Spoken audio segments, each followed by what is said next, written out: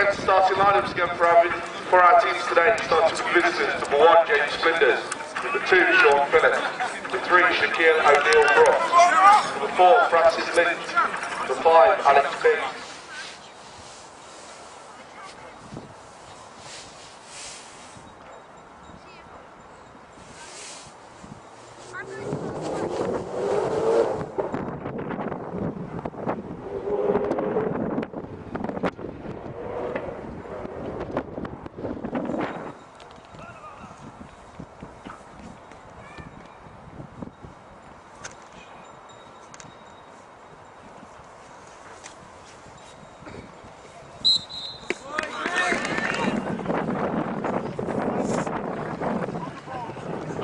It's easy, you've got to put this peg down. Down in that net. Oh.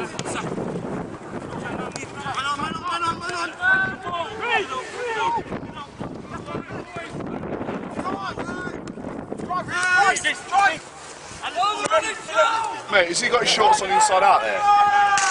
You're right, he's got his shorts. We're here at the town ground after Heanor have just lost 3-1 to Leicester Nirvana. With me, I've got manager Glenn Clarence, assistant manager Steve Huntington, and coach Kenny Bleeper Shinfield. Steve, straight to you today. There's a lot of discussion about formations, tactics. There always will be after a team lose. It's amazing how people go quiet when you win. I know you're the guy that generally does a lot of planning on that. What would you like to say?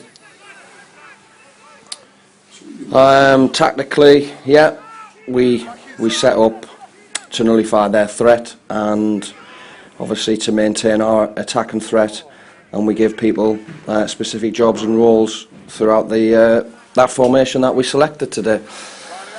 The formation didn't change, theirs didn't change either in the first 45 minutes, and for the first 20 we controlled the game, controlled the play. They didn't cause us too many problems and we went 1-0 up. And as I say, for the next 25 minutes the formations didn't actually change, but their personnel rotated and moved in and out of different positions, and we couldn't cope with that. Consequently, we went in 3-1 down. We then changed it for the second half, and I felt as though we controlled most of the second half. But, you know, I've said this before, I'll say it again, formations don't win games, players do, and equally players lose games. But most of the fans seem to think that the formation was at fault today, and most of the players seem to question that as well in the first half. So my responsibility, I'll take the responsibility for us losing the game today, simple as that.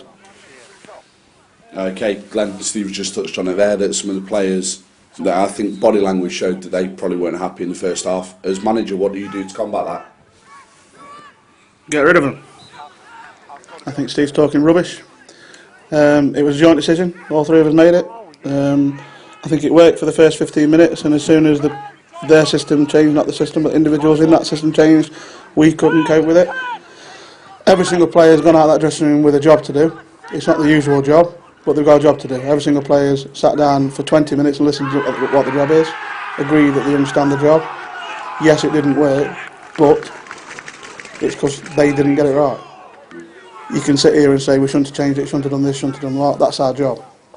We live and die by that. It's not worked today, of course it hasn't. But we haven't lost the game today because of two different formations. We haven't lost the game, in my opinion, because of personnel. I'll be honest and frank, we've lost the game today because our squad, and I include a big reserve squad in that, of 35 players. As a whole, our squad's let us down today. Secondly, the quality out there wasn't good enough. So we've lost the game for those two reasons. I'm the manager, I'll take responsibility. The whole of that is my fault. So, right back at Steve. I'll take the responsibility. But it wasn't good enough. We were beaten by a better side. On the day, we weren't good enough. And unfortunately, we keep saying that, we can absolutely muller teams left, right and centre. But in big games, we don't seem to turn up, and I think we left it too late today. Had numerous half chances in the second half. You've got to remember, we've set up with a game plan and we've gone 1-0 up. So it's working. Yeah. The key one for me is we were let down by certain individuals on the pitch and off the pitch, and the quality wasn't good enough on the day. But take nothing away, the best side won. Okay, Steve, I'll come straight back to you there. Mentality of players, it's working, we're winning. Is it a case of they know better? Is it them waiting and worrying about the opposition.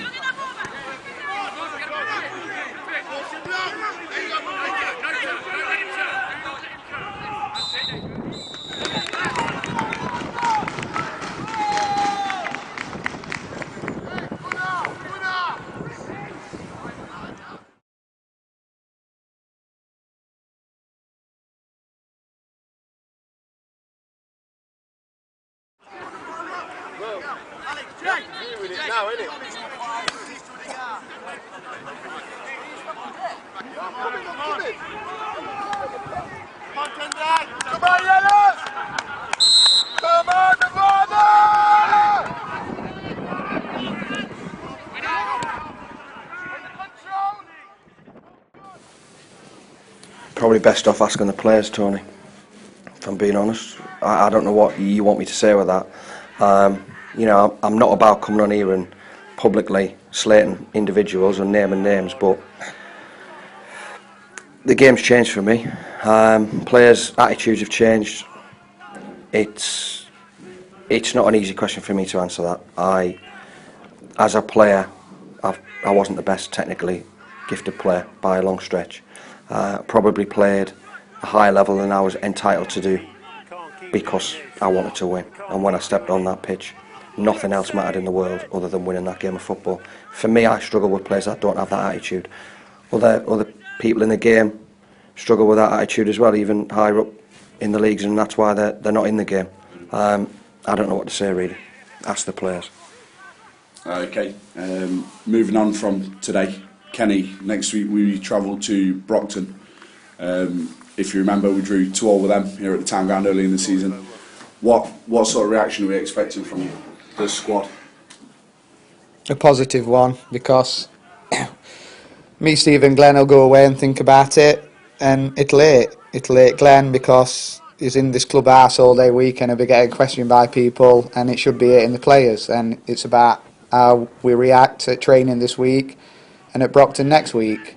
Obviously, this season we've been brilliant away from home, and we'll probably go and win easy next week. But who knows what we're going to get with some of these lads here, and that's a problem because we've played some big games here on the Tide Ground, and when we come up against a really good side, and Leicester Nirvana were a really good side today, we come unstuck.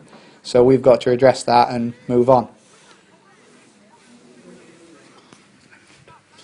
Glenn, yeah, I think we'll just about call time on that. Have you got anything you want to add?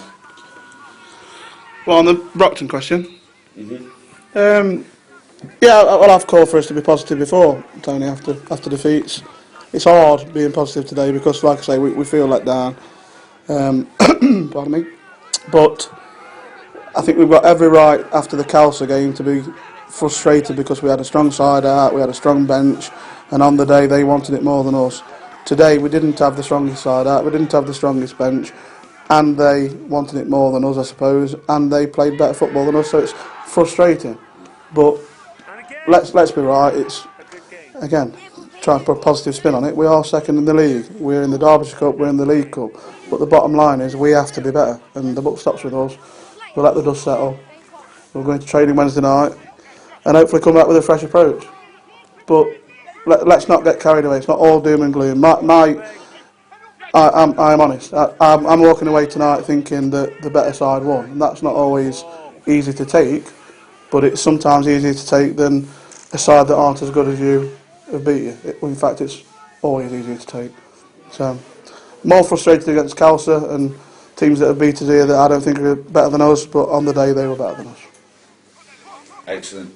Thank you for your time there, gents.